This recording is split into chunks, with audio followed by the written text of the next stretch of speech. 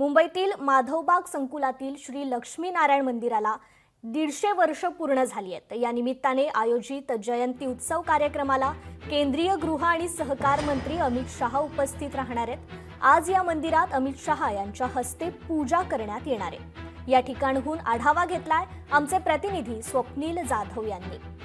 माधवबाग संकुलातील लक्ष्मीनारायण मंदिराला 150 वर्ष पूर्ण झालेत। या जयंतीनिमित्त आज केंद्रीय गृहमंत्री अमित शाह या मंदिराला भेट देणार आहेत, त्या ठिकाणी पूजा अर्चा करणार आहेत।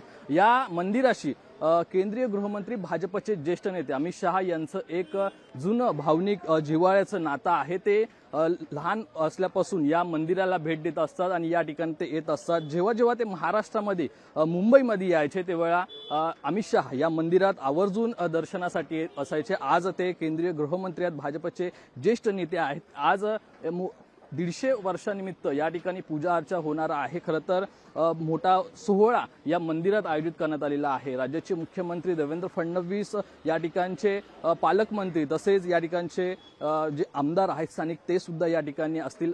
विधानसभा अध्यक्ष राहुल नार्वेकर असतील, मंगलप्रभात लोढा असतील, हे सुद्धा आज या कार्यक्रमाला या ठिकाणी उपस्थित राहणार आहेत। त्यामुळे एकूणच या मंदिराच्या सोहळ्यासाठी आज केंद्रीय गृहमंत्री अमित शाह येणार आहेत आणि यासाठी या परिसरामध्ये मोठ्या प्रमाणात सुरक्षा व्यवस्था जी आहे ती तैनात करण्यात आलेली आहे। सिक्युरिटी फोर्स वाढवण्यात आलेली आहे। त्यामुळे एकूणच आजच्या या सोहळ्याकडे सर्वांचंच लक्ष लागलेलं आहे। मात्र जे जुनं भावनिक नातं अमित शाह यांचं या मंदिराशी आहे ते आज 150 वर्ष निमित्त या ठिकाणी या मंदिराला भेट देणार आहे। त्यामुळे नक्की आज अमित शाह काय या भेटीमध्ये या मंदिरासाठी घोषणा करतात आणि पूजा अर्चा केल्यावर काय प्रार्थना महाराष्ट्रासाठी आणि देशासाठी करतात हे पाहणं महत्त्वाचं असेल। कॅमेरा पर्सन निकेश मोरेसह स्वप्नील जाधव, लोकशाही मराठी, मुंबई।